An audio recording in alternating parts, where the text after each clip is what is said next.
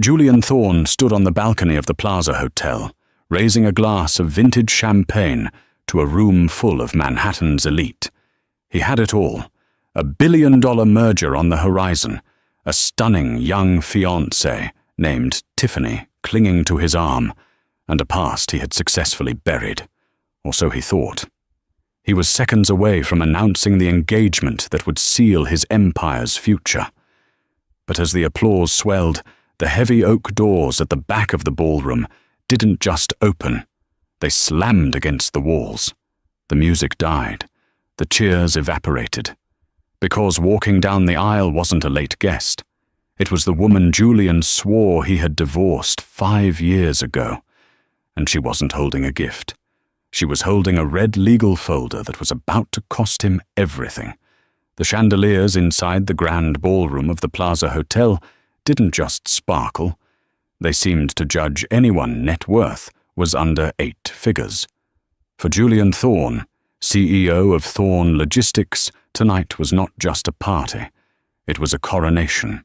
He adjusted the cuffs of his bespoke Italian tuxedo, glancing at his reflection in the darkened window that overlooked Central Park. At 42, Julian looked the part of the master of the universe. Silver fox hair perfectly coiffed, a jawline that seemed carved from granite, and a smile that could charm a snake out of a basket. "Darling, stop admiring yourself. You're making the waiters jealous," a voice purred beside him. Julian turned to see Tiffany St. Clair. She was 24, a former runway model, and currently the most expensive accessory Julian owned. She wore a dress made of liquid silver that clung to her frame like a second skin, and on her finger sat a 10-carat diamond that cost more than the gross domestic product of a small island nation.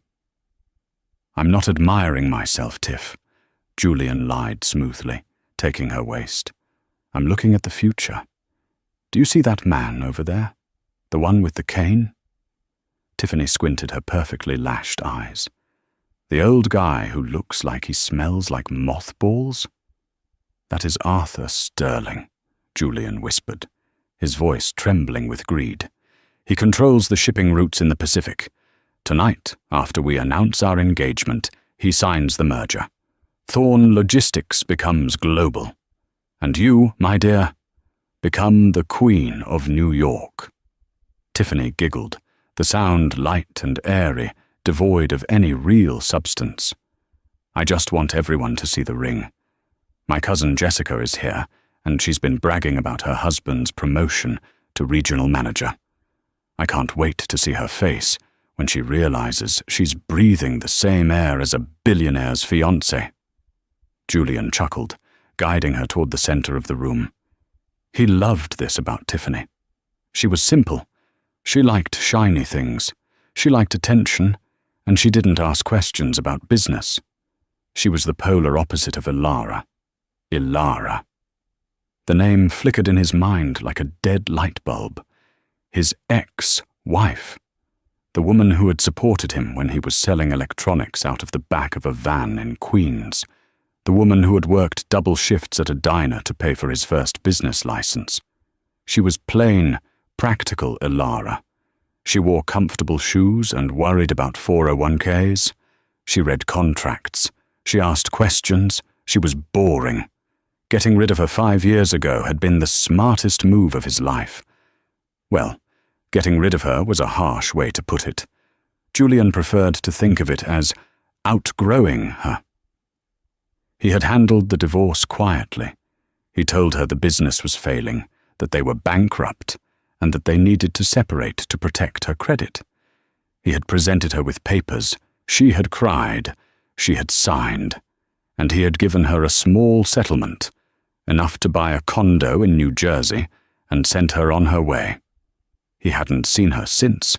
He assumed she was clipping coupons somewhere in the suburbs, probably married to a plumber. "Ladies and gentlemen," the MC's voice boomed over the speakers, snapping Julian back to the glorious present. "Please welcome your host, the CEO of Thorne Logistics, Mr. Julian Thorne." The applause was thunderous. Julian stepped onto the low stage, Tiffany trailing slightly behind him to ensure the spotlight hit her diamonds just right. Julian raised his hands for silence, basking in the adoration. Thank you. Thank you all. Tonight is a night of new beginnings. As many of you know, Thorn Logistics has been my life's work, but a king needs a queen. He turned and extended a hand to Tiffany. The crowd cooed. I am thrilled to announce that not only are we finalizing the merger with Sterling Global tonight, Julian said, nodding to Arthur Sterling in the front row, but I am also announcing my engagement to the love of my life, the future Mrs. Thorn, Tiffany St. Clair. The room erupted. Waiters popped corks on fresh bottles of Dom Perignon. Tiffany struck a pose, flashing the ring to the photographers. Arthur Sterling nodded approvingly, raising his glass. To the happy couple, Arthur shouted, his voice raspy but commanding. To the merger, Julian shouted back, feeling invincible. He took a sip of his champagne, the bubbles crisp and cold. He looked out over the sea of faces, bankers, politicians, celebrities. They all envied him. He had won the game of life. He was about to lean in and kiss Tiffany for the cameras when the energy in the room shifted. It wasn't a sound. It was a lack of sound. Starting from the back near the grand entrance, the applause didn't taper off naturally. It was strangled. Silence spread like a contagion, moving row by row toward the stage. People stopped clapping. They stopped drinking. Heads turned, necks craned. Julian frowned, lowering his glass. What is it? Is the catering cart on fire? Tiffany stood on her tiptoes. I think someone crashed the party. Look at that dress. Julian squinted against the stage lights. The double doors at the far end of the ballroom, usually manned by 2 large security guards, were wide open. The guards were nowhere to be seen. Standing in the archway was a lone figure. She was wearing red. Not just red. It was a crimson so deep and vibrant it looked like a fresh wound against the gold and cream decor of the plaza. The dress was structured, architectural, with a high neck and a back that plunged dangerously low. It was the kind of dress that didn't ask for attention. It demanded submission. Julian blinked. The silhouette was familiar, but the posture was wrong. The woman he remembered slumped her shoulders, trying to make herself smaller. This woman stood with the stillness of a predator. She began to walk. The click of her heels on the marble floor echoed in the silent room. Click, click, click. As she moved into the light of the chandeliers, Julian felt the blood drain from his face, pooling somewhere in his expensive Italian leather shoes. The messy brown bun was gone, replaced by sleek, jet-black hair cut into a sharp, asymmetrical bob that framed a face of porcelain-pale skin. The glasses were gone, revealing eyes that were cold, hard, and piercingly blue. "My God!" someone in the front row whispered. "Who is that?" Julian's throat went dry.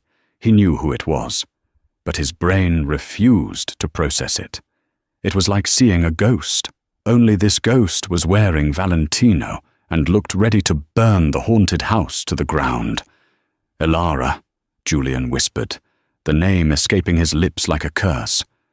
Elara Vance, or as the invitation list would have read if she were on it, Mrs. Elara Thorn, kept her eyes locked on the stage.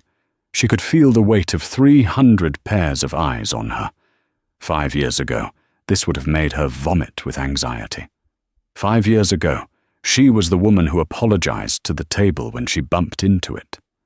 But 5 years is a long time. Enough time to learn. Enough time to heal. And most importantly, enough time to hire the best forensic accountants in the tri-state area. She gripped the red leather legal folder in her left hand. It felt heavy, not with paper, but with the destruction she was about to unleash.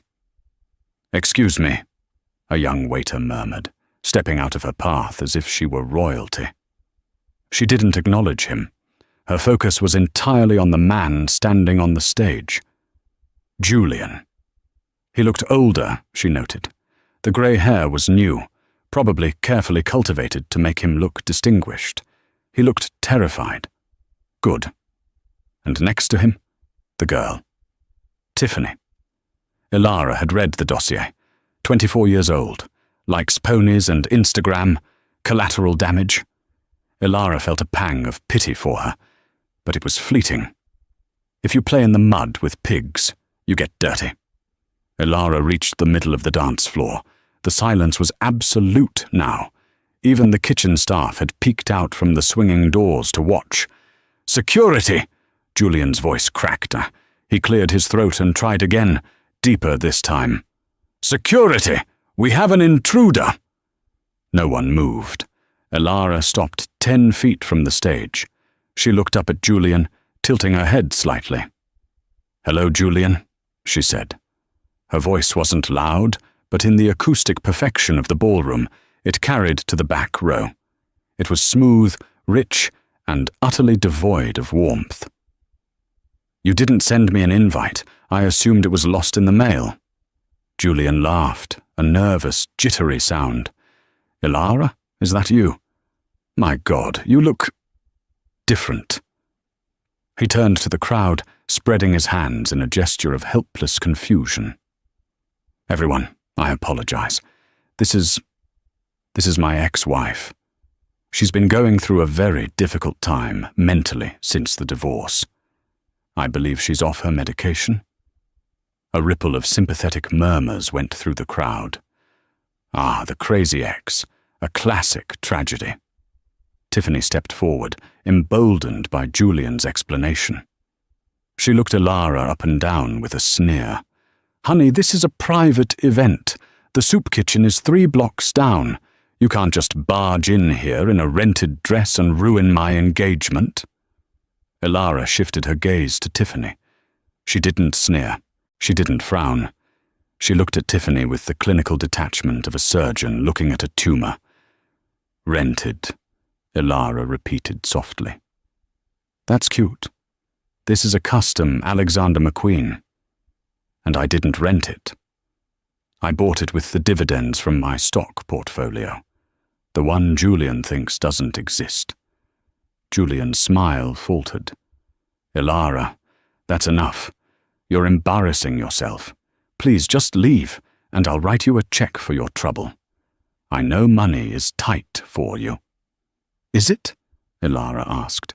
She took a step closer to the stage. "Is money tight, Julian? Or is that just what you told me 5 years ago when you forced me to sign those papers in that dark little office in Queens?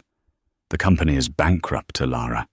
We have to divorce to save you from the debt collectors, Ilara." Julian's face hardened. "It was the truth.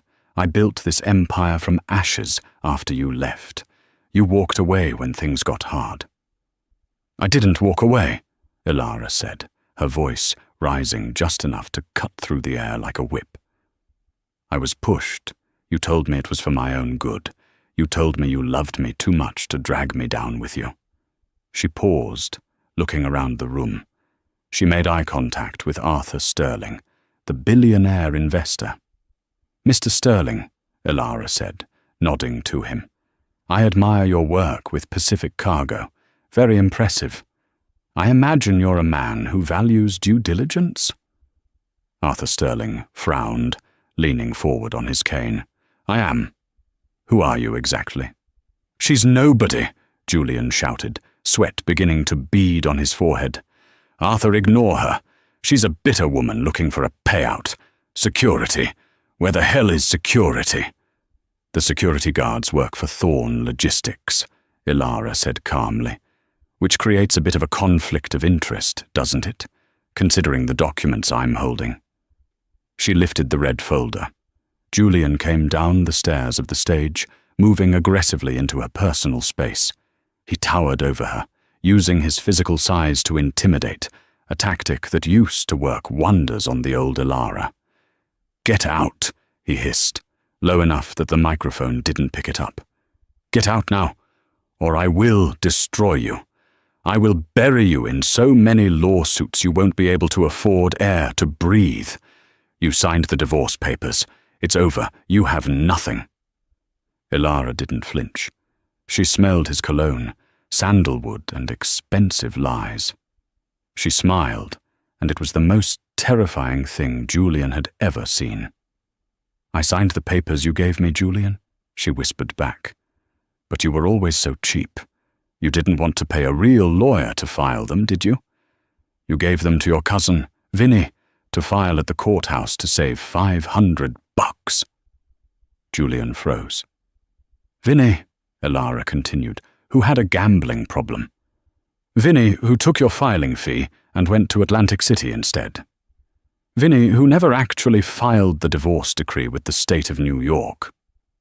The color didn't just drain from Julian's face. It vanished. "No," he stammered. "No, I have the decree. It's in my safe." "You have a piece of paper with a stamp on it," Ilara said. "A fake stamp. I checked the registry, Julian. I checked it 5 years ago, and then I checked it every week for 5 years. She stepped back, raising her voice so the whole room could hear. "You see, everyone thinks they are at an engagement party for Julian Thorne and his mistress." Gasps echoed through the room. Tiffany looked ready to slap her. "But you can't get engaged, Julian," Ilara said, opening the red folder and pulling out a certified document with a gold seal. "Because bigamy is illegal in the state of New York, and as of this morning, according to the county clerk, you and I have been happily married for 15 years. The silence that followed was heavy, suffocating. It was the kind of silence that precedes a bomb blast. Arthur Sterling was the first to speak. He stood up slowly, his cane thumping against the floor. "Julian," he barked, his voice gravelly. "Is this true?" Julian spun around, his hands shaking. "Of course not. It's a clerical error. A mistake. Vinny told me it was done. I have the papers. Vinny is currently serving 3 years for fraud," Ilara interjected smoothly. "He wasn't very good at forging court seals, apparently, but he was very good at taking your money." Tiffany grabbed Julian's arm, her fingernails digging into his tuxedo jacket. "Julian, what is she talking about? Are you married? You told me she was history. You told me she was a leech you paid off." "She is history," Julian yelled, losing his composure entirely. He pointed a trembling finger at Ilara. You witch! You knew. You knew for 5 years and you said nothing?" "I waited," Ilara corrected him. I watched you take the designs I drew on napkins, the logistics software architecture, and claim it was your genius idea. I watched you build Thorne Logistics using the seed money from my inheritance, which you claimed was lost in the bankruptcy. I watched you buy yachts and penthouses while I lived in a studio apartment in Jersey. She took a step closer, her eyes blazing. "I wanted to speak up," she admitted, "but my lawyer advised against it. He said, wait until he makes a move that requires absolute legal certainty. Wait until he puts his head in the noose." Ilara gestured to the banner hanging above the stage. Thorne Logistics and Sterling Global, a merger of giants. "This merger," Ilara said, turning to Mr. Sterling. "I read the prospectus. It requires Julian Thorne to put up 51% of his personal stock in Thorne Logistics as collateral. Is that correct?" Arthur Sterling nodded slowly, his eyes narrowing. "It is." "Well," Ilara said, flipping to the second page of her document. "That presents a problem, because since there was no divorce, and since there was no prenuptial agreement, half of everything acquired during the marriage is marital property." She looked at Julian with a mock, sympathetic expression. "And since you built the entire company during our marriage, Julian, you don't own 100% of Thorne Logistics. You own 50%. The realization hit the room like a shockwave. If he only owns 50%, Arthur Sterling rumbled, he doesn't have the authority to pledge 51% as collateral. Exactly, Ilara said, which means this merger is built on fraud. You're lying, Julian screamed. He lunged for the folder in her hand, desperate to rip the papers to shreds. Give me that. But before he could touch her, a man in a dark suit stepped out from the crowd. He moved with a blur of speed, intercepting Julian and twisting his arm behind his back with practiced ease. Julian yelped in pain, bent over. Get off me, who are you? The man released him and flashed a badge. Detective Miller, NYPD, and I suggest you don't assault the witness, Mr. Thorne. Witness? Julian sputtered, rubbing his shoulder. Witness to what?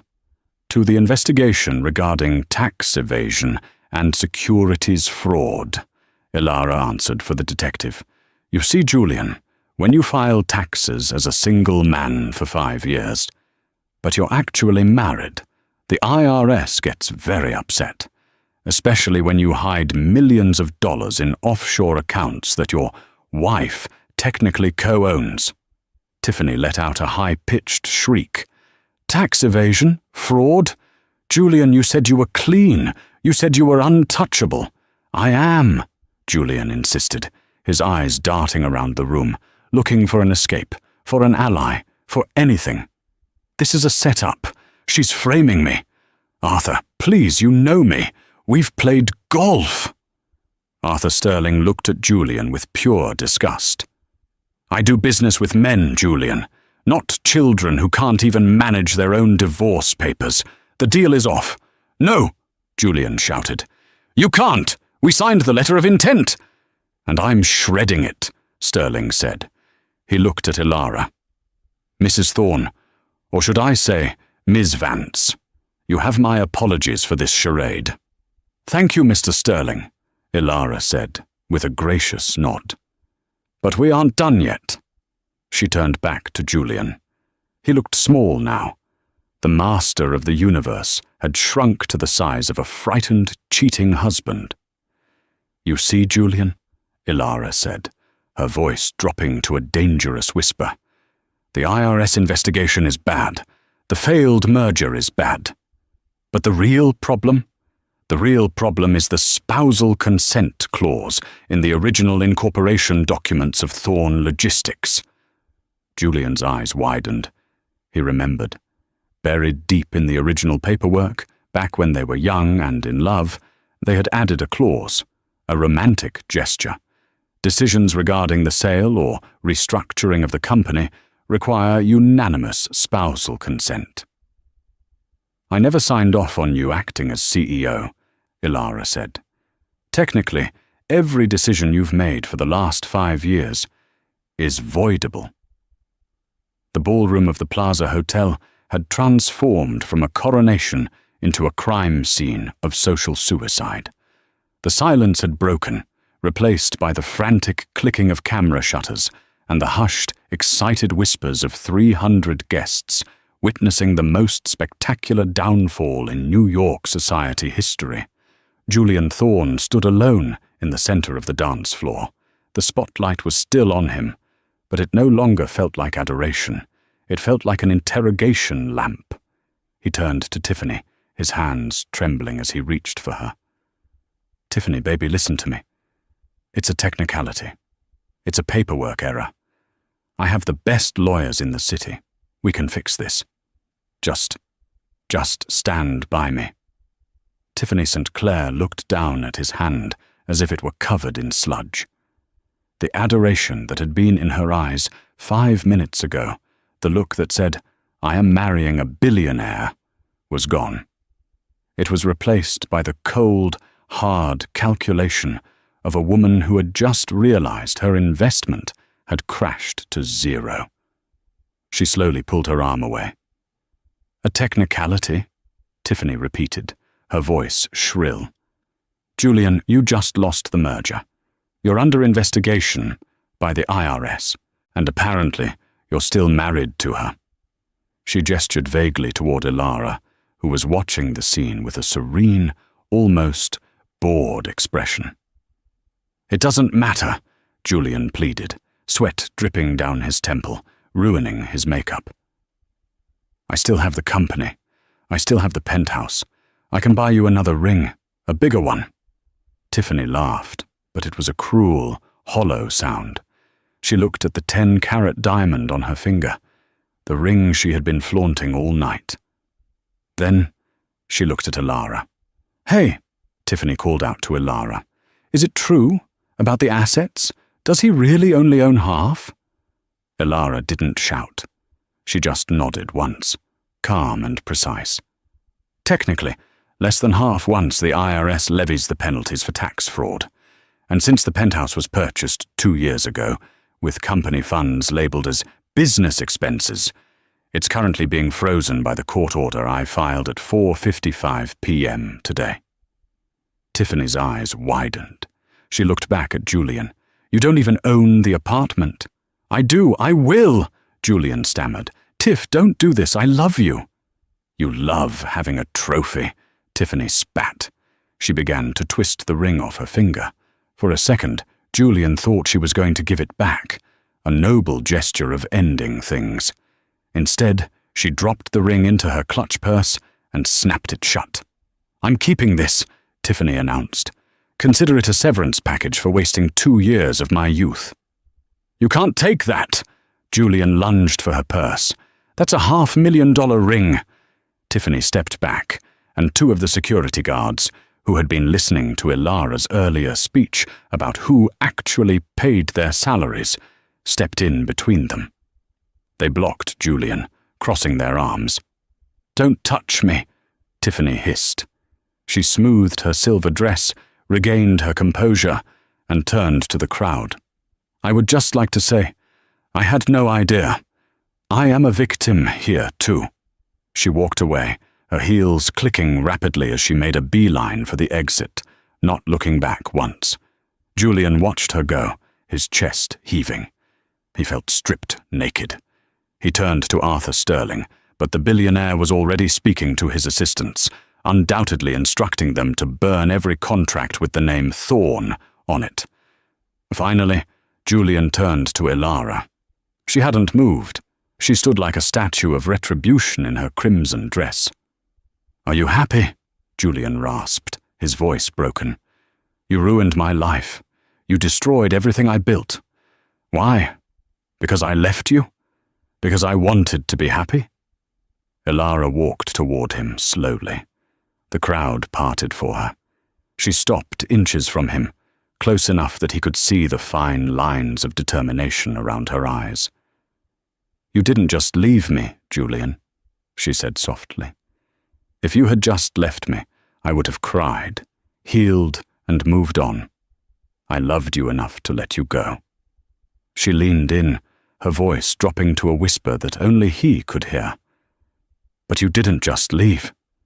You gaslit me. You made me believe I was crazy for suspecting you were cheating. You made me believe we were broke so you could hide the money. You made me sign papers while I was medicated for the depression you caused. You stole my dignity, Julian. You stole my trust in reality." She straightened up, her voice returning to normal volume. "I'm not destroying what you built, Julian. I'm repossessing what I paid for." She turned to Detective Miller, who was waiting patiently by the stage. "Detective," Ilara said, "I believe Mr. Thorne is a flight risk. He has pilot's license and a private jet fueled at Teterboro Airport. Or, our private jet, I should say." Detective Miller nodded. "Mr. Thorne, I'm going to need you to come with us. We have some questions regarding your tax filings for the years 2020 through 2024. "I'm not going anywhere," Julian shouted, backing away. "This is insane. You can't arrest me at my own party." "Actually," Miller said, pulling a pair of handcuffs from his belt, "we can." As the cold steel clicked around Julian's wrists, the flashbulbs went off in a frenzy. The image of Julian Thorne, tuxedo disheveled, face red with rage, handcuffed in the middle of the Plaza ballroom, would be on the cover of the New York Post the next morning. Elara watched him being led away. She didn't smile. She didn't cheer. She simply reached into her red folder, pulled out a single business card, and handed it to the confused MC. "Here," she said. "Call a taxi for Mr. Sterling, and tell the staff to keep the champagne flowing. I'm paying the bill tonight. After all, it's a celebration." The next morning, the sun rose over Manhattan, oblivious to the chaos it was illuminating. But inside the glass and steel headquarters of Thorn Logistics on Wall Street, the storm was just beginning. Employees huddled in cubicles, whispering. The news had broken overnight. The video of Julian's arrest was trending on Twitter, TikTok, and YouTube. "Knock a Thorn down" was the #1 hashtag. At 9 a.m. sharp, the elevator doors on the executive floor slid open. The staff expected to see lawyers. They expected to see police. Instead, they saw Elara. She wasn't wearing the red dress anymore. She was wearing a sharp, navy blue power suit that cost more than most cars. Her hair was pulled back in a sleek chignon. She carried a briefcase in one hand and a Starbucks cup in the other. She walked past the reception desk. The receptionist, a young woman named Sarah, who had been hired by Julian specifically for her looks rather than her typing speed, gaped at her. "Excuse me?" Sarah stammered. "You can't be back here. Mr. Thorne's office is restricted." Elara didn't stop walking. "Mr. Thorne is currently being arraigned at the criminal courthouse downtown. Sarah, he won't be coming in today. Or this week. Or if my calculations are correct, ever again." Elara pushed open the double-glass doors to the CEO's office. It was a shrine to Julian's ego. A massive mahogany desk, a panoramic view of the harbor, and a portrait of himself hanging on the wall. Elara walked over to the portrait. She stared at it for a moment, then calmly reached up, took it off the hook, and set it on the floor, facing the wall. She walked around the desk and sat in the high-backed leather chair. It was comfortable. Too comfortable. It felt like a throne. "Mrs. Thorne?" Elara looked up. Standing in the doorway was Marcus Kane, the CFO of Thorn Logistics. Marcus was a weasel of a man, the kind of guy who knew where all the bodies were buried because he had handed Julian the shovel. He looked pale. "Mr. Kane," Elara said pleasantly. "Come in. Close the door." Marcus closed the door but didn't sit. He fidgeted with his tie. "Look, Elara, Mrs. Thorne, I had no idea about the marriage situation. Julian told me—" "Sit down, Marcus," Elara commanded. Her voice wasn't loud, but it had an edge of steel that made his knees weak. He sat. "I know you knew," Elara said, opening her briefcase and pulling out a tablet. "I know you helped him set up the shell companies in the Cayman Islands. Blue Horizon Consulting, Vertex Holdings, and my personal favorite, Single Man LLC. Marcus swallowed hard. I was just following orders. He's the CAO. He was the CAO, Elara corrected. As of this morning, the board of directors has received my emergency motion. Given Julian's incarceration and the fraud investigation, they have instated me as interim CEO, pending the asset division. She slid a piece of paper across the desk. This is a letter of resignation, Marcus. It cites personal reasons. Marcus looked at the paper, then back at her. His eyes narrowed slightly. And if I don't sign it? Then I hand this over to the FBI, Elara said, tapping the tablet. I have emails, Marcus. Emails where you explicitly discuss how to hide the profits from the Sterling merger to avoid paying dividends to the minority shareholders. That's federal prison time. Julian might be the face of the fraud, but you are the mechanic. Marcus stared at her. He realized in that moment that the plain, quiet wife he had ignored at company Christmas parties 5 years ago, was gone. This woman was a shark. He picked up the pen and signed the paper with a shaking hand. "Smart choice," Ilara said. "Now get out. Security will escort you." As Marcus fled the office, Ilara spun the chair around to look out the window. She didn't have time to gloat. She had a company to save. The phone on the desk buzzed. She pressed the speaker button. "Mrs. Thorne?" Sarah's voice came through, sounding terrified. "There's a... Mr. Thorne is here. He's in the lobby. Security is trying to stop him, but he's screaming." Ilara sighed. She expected this. Julian had likely posted bail. "Let him up," Ilara said. "Let's finish this." 3 minutes later, Julian Thorne burst into the office. He looked like a wreck. He was wearing the same tuxedo from the night before, but the shirt was unbuttoned, the tie was missing, and he smelled of stale jail coffee and desperation. "You!" he screamed, pointing a finger at her. "Get out of my chair! Get out of my office!" Ilara didn't flinch. She rested her elbows on the desk and steepled her fingers. "Good morning, Julian. How was the holding cell? I hear the mattresses are terrible." "I made bail," Julian sneered, marching toward the desk. $2 million, and now I'm going to sue you for everything you have. Impersonating an officer of the company. Trespassing. You're finished." "I'm the interim CEO, Julian," Ilara said calmly. "Approved by the board at 8 a.m. You see, when the stock price drops 40% in one night because the CIO is arrested for bigamy and fraud, the board tends to panic. I offered them stability." "Stability?" Julian slammed his hands on the desk, leaning over her. "You don't know the first thing about logistics. You were a receptionist when I met you. You're nothing without me." Ilara stood up. She wasn't tall, but in that moment, she seemed to loom over him. "I wasn't just a receptionist, Julian.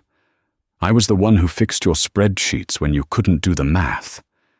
I was the one who negotiated the supplier contracts when you were too afraid to pick up the phone. I ran this company from the shadows for years while you took the credit." She picked up a remote control and pointed it at the large screen on the wall. It flickered to life, showing a complex flow chart of shipping routes and accounts. "And I know about Project Anchor," she said. Julian froze. His face went grey. "Project Anchor," Ilara continued. "The illegal dumping of chemical waste in international waters to cut shipping costs for your clients. That's how you got the Sterling deal, isn't it? You undercut the competition by breaking environmental laws." "You can't prove that," Julian whispered. "I don't have to," Ilara said, "because you kept records. You're a narcissist, Julian. You keep records of everything to prove how smart you are. I found the hard drive in the safe at the house. The combination was your birthday. You really are that predictable." Julian collapsed into one of the guest chairs. He put his head in his hands. The fight had left him. He realized, finally, that he wasn't dealing with a scorned woman. He was dealing with a superior intellect that he had foolishly underestimated. "What do you want?" he asked, his voice muffled. "You want the money? Take it. You want the house? Take it. Just don't release the Anchor files. That's 20 years in prison. Please, Ilara. We were family once." Ilara looked at him. She remembered the man she had married, the charming, ambitious dreamer. She searched for that man in his eyes, but all she saw was greed and fear. "We were family," Ilara agreed. "But you killed that family, Julian. You killed it the day you looked at me and decided I wasn't shiny enough for your new life." She pressed a button on the intercom. "Security? Mr. Thorne is ready to leave, and please inform the NYPD that we have additional evidence to submit regarding environmental crimes." Julian looked up, betrayal written all over his face. "You said I thought we were negotiating." "We aren't negotiating, Julian," Ilara said, sitting back down in the leather chair. "I'm cleaning house." 3 weeks had passed since the party. The scandal was still the talk of New York, but the legal machinery was moving with brutal efficiency. Ilara sat in a conference room at the district attorney's office. The room smelled of stale coffee and floor wax. Across from her sat Detective Miller and the lead prosecutor, a sharp-eyed woman named D.A. Reynolds. "Mrs. Thorne," Reynolds began, organizing a stack of files. "The evidence you provided regarding the tax fraud and the environmental violations is substantial. We have enough to put Julian away for a long time. But there's a complication." Ilara raised an eyebrow. "A complication?" "Julian is pleading innocence on the intent," Reynolds said. "He's claiming that he truly believed the divorce was finalized. He's claiming that his cousin, Vinnie, conned him. If the jury believes Julian was just a victim of his cousin's incompetence, he might beat the bigamy and fraud charges. He'll just get hit with negligence." Ilara frowned. "He knew. He told me to sign the papers, but he never gave me a copy. He knew Vinnie was unreliable. It was calculated deniability." "We know that," Miller interjected, "but proving it in court is different. We need Vinnie." "Vinnie is in prison," Ilara said. "He was released on parole 2 days ago," Reynolds said, "and he's gone underground. If Julian's lawyers got to him, paid him off, Vinnie could testify that Julian thought the divorce was real. That destroys our fraud case." Ilara tapped her fingers on the table. "Vinnie. Vincent Gambino, Julian's cousin. A small-time hustler who always wanted to be a big shot, but lacked the brains or the charm." "I know where he is," Ilara said suddenly. The DA looked surprised. "You do? We have NYPD looking for him." "Julian and Vinnie had a hideout when they were kids," Ilara explained. "An old fishing cabin in the Catskills. It belonged to their grandfather. Julian hated it. Too many mosquitoes. But Vinnie loved it. He thought he was a rugged outdoorsman. Whenever Vinnie got in trouble with loan sharks, he went to the cabin." "Can you take us there?" Miller asked. "I can give you the address," Ilara said, "but you might need me to go in. Vinnie hates cops. He won't talk to you. But he always had a soft spot for me." It was true. In the early days, when Julian was too busy working to come home for dinner, Vinnie would sometimes stop by with a pizza. He was a crook, yes, but he had felt bad for Ilara. He had seen how Julian treated her. 5 hours later, an unmarked SUV crunched up the gravel driveway of a dilapidated cabin deep in the woods of upstate New York. Detective Miller killed the engine. "Stay in the car, Mrs. Thorne. We'll clear it first." "He won't shoot," Ilara said, opening her door. "He's not violent. He's just a coward." She stepped out into the cool mountain air. The cabin looked abandoned, but she saw a thin wisp of smoke rising from the chimney. She walked up the rotting wooden steps and knocked on the door. "Vinnie?" "It's Ilara." Silence. Then, the sound of a deadbolt sliding back. The door cracked open, revealing a face that had aged 10 years in the last 5. Vinnie had thinning hair, bad teeth, and eyes that darted nervously side to side. "Ilara," he rasped. "What are you doing here? Did Julian send you?" "No," Ilara said. "Julian is trying to blame everything on you, Vinnie. He's telling the feds that you tricked him, that you stole the filing money and lied about the divorce. He's going to let you take the fall for the bigamy and the fraud." Vinnie's jaw dropped. "That rat! That dirty rat! I did what he told me to do." "I know," Ilara said gently. "Can I come in?" Vinnie opened the door wider. The cabin was a mess of empty beer cans and instant noodle cups. Vinnie paced the small room, agitated.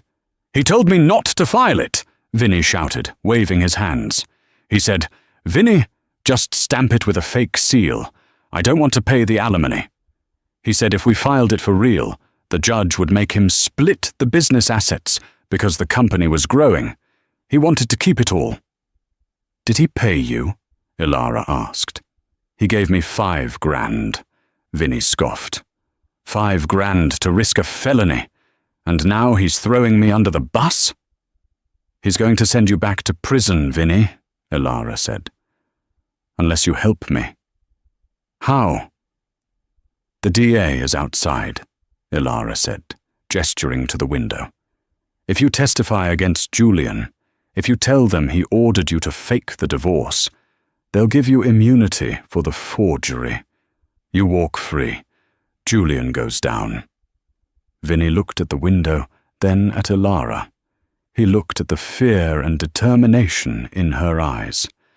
He really replaced you with that model chick, huh? Vinny asked, shaking his head. I told him he was an idiot. You were the only real thing in his life. He made his choice, Ilara said. Now make yours. Vinny took a deep breath. He grabbed a dirty jacket from the back of a chair. All right, he said. Let's go fry the bastard. The Manhattan Criminal Courthouse was a fortress of grey stone and grim faces, but on the day of the People versus Julian Thorne, it felt more like a movie premiere. News vans clogged the streets, protesters holding signs about corporate greed and environmental justice lined the steps. Inside courtroom 302, the air was thin with tension. Julian sat at the defense table. The transformation was stark. The billionaire glow was gone. His skin was sallow, his eyes rimmed with red, and his expensive suit hung loosely on a frame that had lost 20 pounds in stress. He refused to look at the gallery, where former business partners and socialites whispered behind their hands. Ilara sat in the front row behind the prosecution. She wore white, a sharp, pristine suit that signaled innocence and power. She didn't look at Julian. She looked at the jury. The defense calls Julian Thorne to the stand.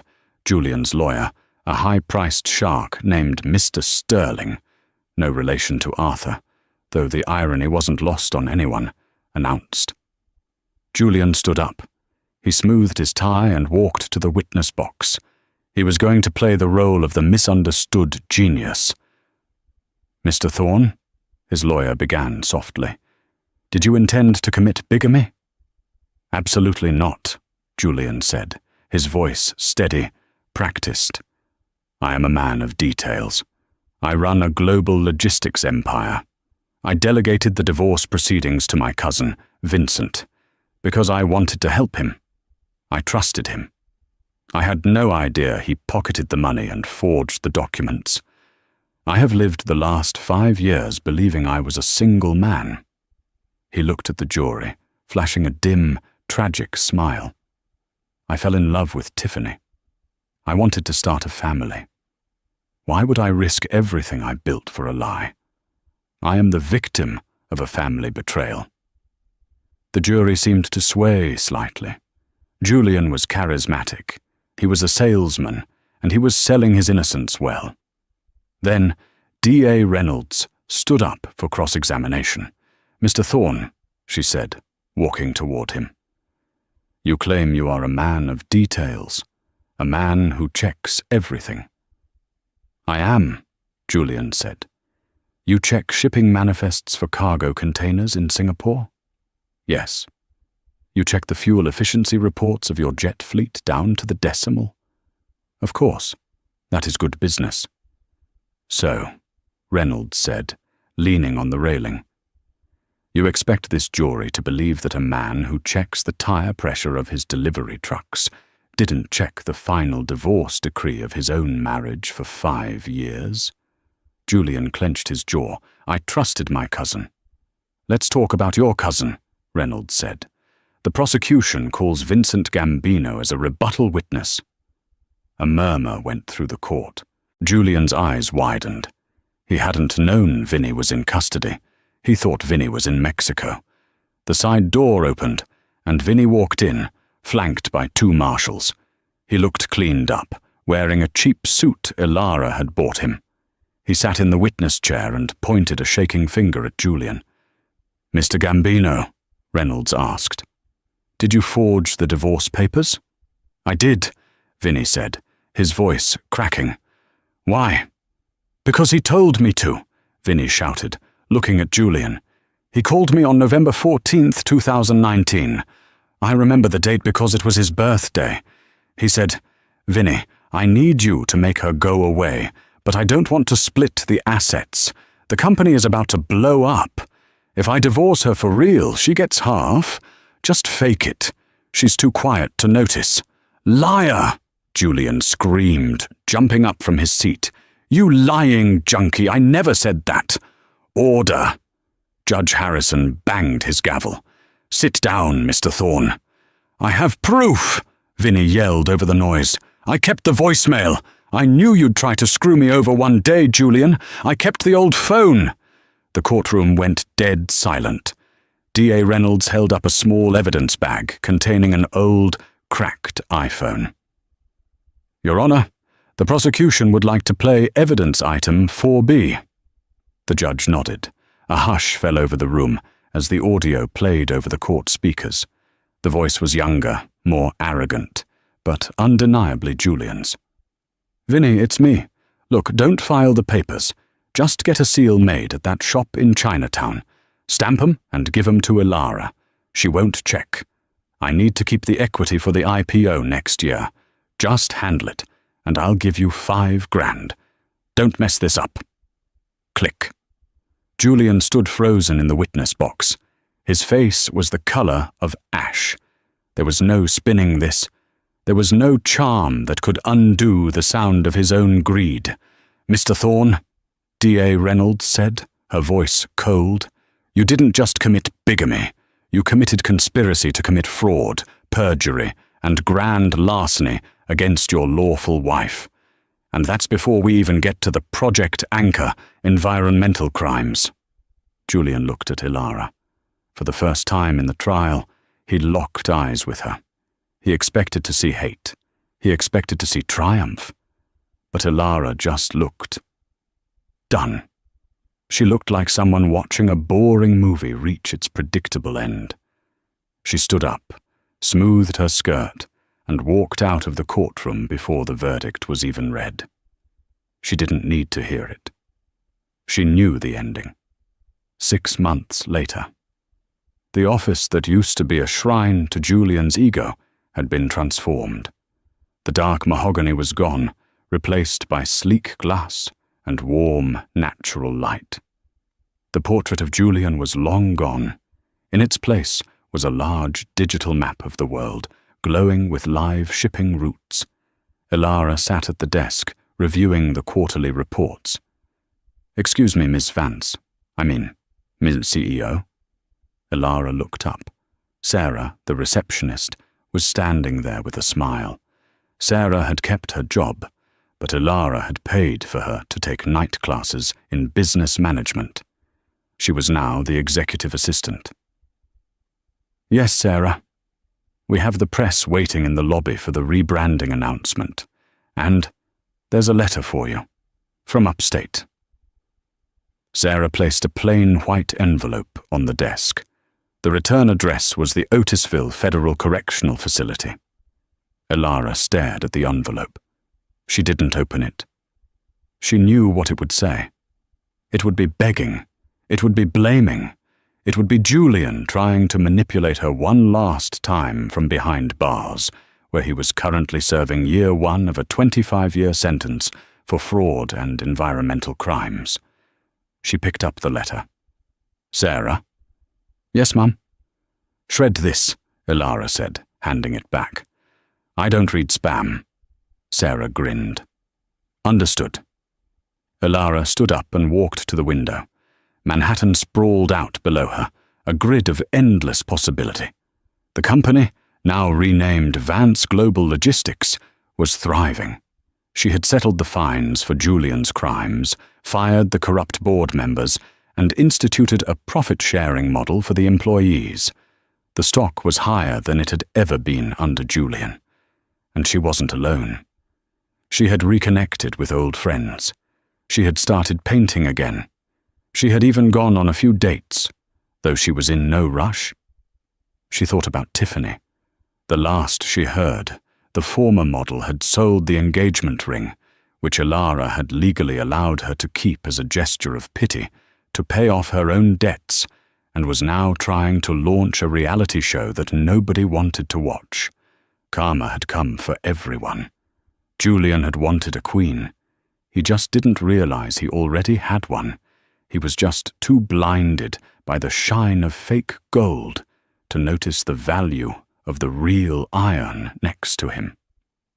Elara checked her reflection in the glass. The woman staring back wasn't the plain wife anymore. She was powerful. She was just. And she was free.